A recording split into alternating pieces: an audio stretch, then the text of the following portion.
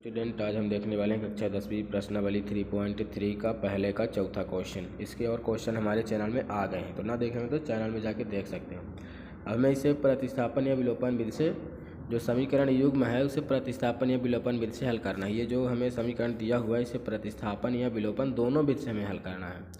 चलिए देखते हैं, पहले विलोपन विधि देखेंगे फिर प्रतिस्थापन विधि देखेंगे। और इस तरीके से अगर हमें समीकरण युग्म मिल जाता है तो इसे हम सबसे पहले एकदम सीक्वेंस बनाएंगे। जैसे कि भिन्न में है तो हमें अंशहार भिन्न में है तो हमें एकदम सीक्वेंस बनाना होगा। तो चलिए देखते हैं साधारण समीकरण। तो ये दोनों का एलसीएम अगर हम लेंगे तो आएगा 6।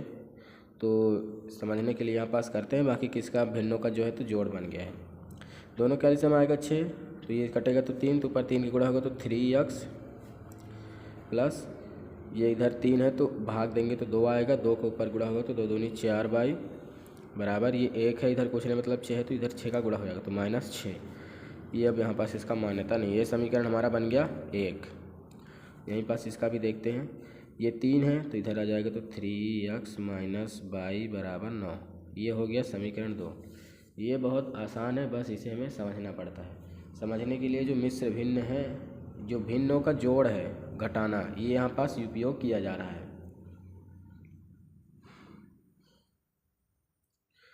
तो ये समीकरण 1 और 2 है तो हमें विलोपन से पहले करना है। तो हमें समीकरण 1 में समीकरण 2 है तो जो ये अचर अचर पद हैं तो ये दोनों सेम दिख रहे हैं, यहाँ 3x यहाँ भी 3x। तो हम क्या करेंगे कि समीकरण जो 1 है तो लिखेंगे समीकरण 1 माइनस करके समीकरण 2। समीकरण 1 है तो हम समीकरण 2 में घटाए दे रहे हैं तो 3x plus 4y minus 6, 3x minus y equal to 9। इस तरीके से आप पास लिखेंगे। ये घटाना का चिन्ह है तो यहाँ माइनस लगेगा, यहाँ माइनस रहेगा तो नया वाला चिन्ह प्लस बन जाएगा, तो ये दोनों जुड़ जाएंगे। ये प्लस है तो नया चिन्ह माइनस, तो ये दोनों कट गए। हमें यही करना होता है कि एक अचर कट जाए, जो कि ये कट गया। अब ये प्लस प्लस जुड़ जाएंगे तो 5y हो जाएगा। ये भी माइनस है, ये भी माइनस है तो माइनस माइनस जुड़ेंगे, चिन्ह आएगी माइनस की, तो 9 10 5 15। ठीक इस तरीके से इतना है तो हम y को यहीं पास रोकेंगे तो -15/5, 5 यहाँ 15 -3, तो हमें y बराबर -3 मिल गया है। y बराबर -3। अब ये जो -3 हमें y बराबर मिला है तो हम समीकरण 1 2 किसी में रख देंगे। तो हम समीकरण 1 में ही रख देते हैं, तो लिखेंगे y का मान समीकरण 1 में रखने पर हमारा समीकरण 1 ये है 3x plus 4y equal to -1। हमें y की जगह पे मान रखना है तो हो जाएगा 3x प्लस y की जगह पे रखेंगे 4 × -3 equal to -6, 3x plus minus minus 4 तिहाई 12 -6, 3x -6 प्लस 12, इधर माइनस में इधर गया प्लस में हो गया तो ये आ जाएगा 6, 3x 6 आ जाएगा प्लस में। यहीं पास x को रोकेंगे तो 6/3, 3 दूनी 6। x बराबर हमें 2 मिला, y बराबर हमें -3 मिला। तो इस तरीके से दत्त समीकरण का अभिष्ट हल है तो x बराबर 2 और y बराबर हमें 3 मिला। ये हमारा विलोपन विधि जो है तो सॉल्व हो गया है। यहाँ पास हम लिख सकते हैं विलोपन विधि।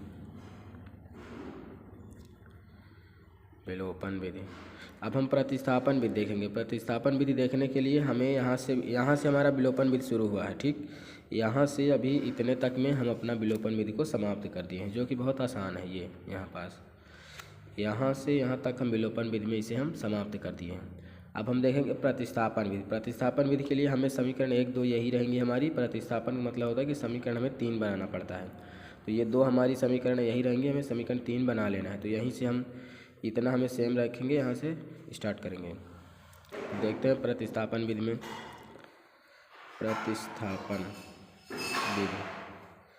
प्रतिस्थापन विधि के लिए समीकरण 1 और जो 2 है तो हम समीकरण 3 बनाएंगे। तो हम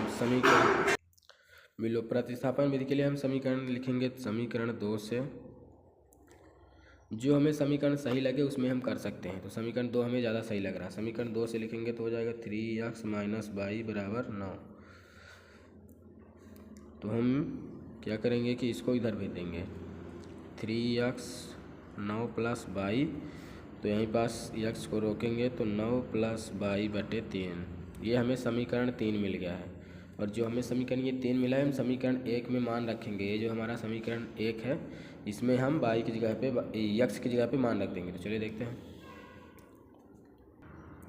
कहीं कहीं ये y पहले लिख सकते हैं, ऐसे y प्लस 9, चाहे ये लिखें या ये लिखें, दोनों बराबर हैं। हम लिखेंगे कि समीकरण 3 का मान